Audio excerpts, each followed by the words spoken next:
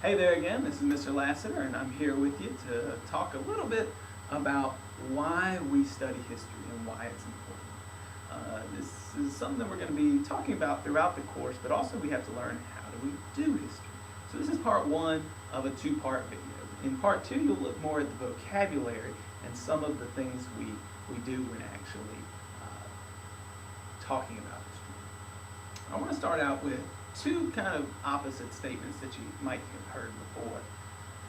One says, don't live in the past. This idea that we should not dwell on what has happened a long time ago, but instead think about the future or living for the now.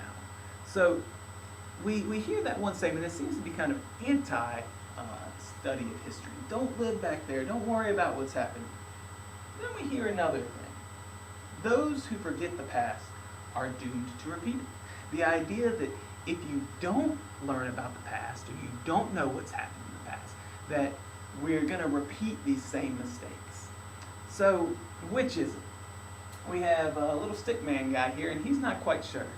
So let me see if I can convince you to the side that says the study of history is something that we need to do on a regular basis.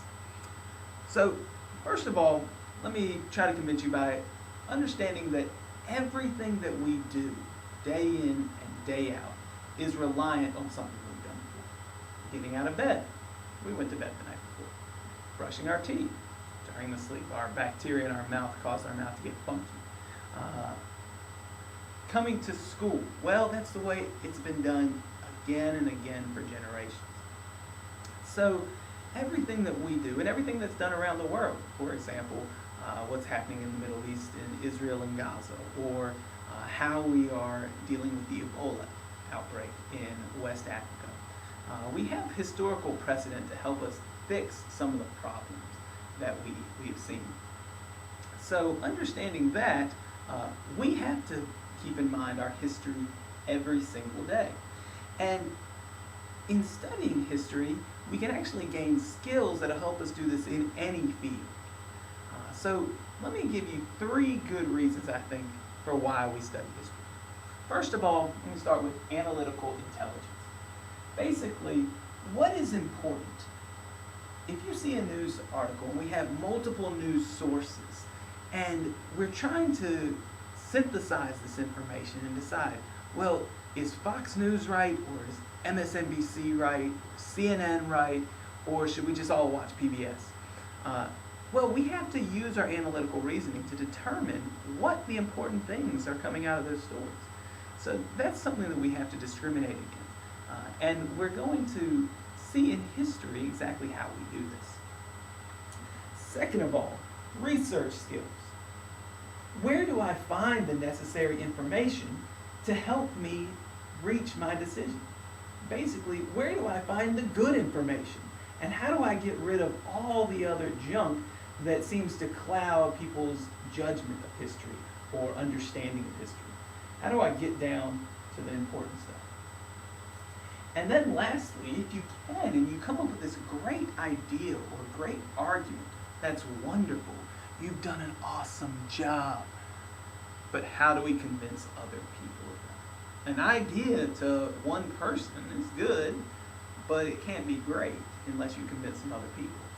And in history, we try to teach you how to argue in a professional and academic manner. That's in writing, that's in standard English in this class, that is in speaking and presenting ourselves and following up with facts. So how do I convince others? Well, in history, we try to take all the facts and all the information that we have and then put it into a sound argument that can convince others of our opinion. And if we can do all three of these things, well, we might be successful in other fields.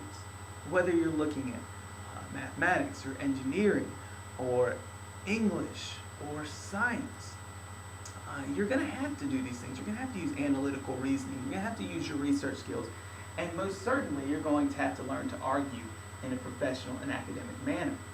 So, you might think to yourself, well, I can't get a job in history. I'll follow up with this, and I'll end with this before you move on to your second video. Try to find a job that you want, that will pay you well, where you do not have to use one of these three skills. And if you can find that, well then history may not be all it's cracked up to be. But I guarantee you that in every job, there is something for analytical, intelligence, research skills, and the idea that you need to convince people that your ways or your ideas are the best. And that's what we're going to teach you in this course. Go on to part 2 when you finish this video and your notes for this video.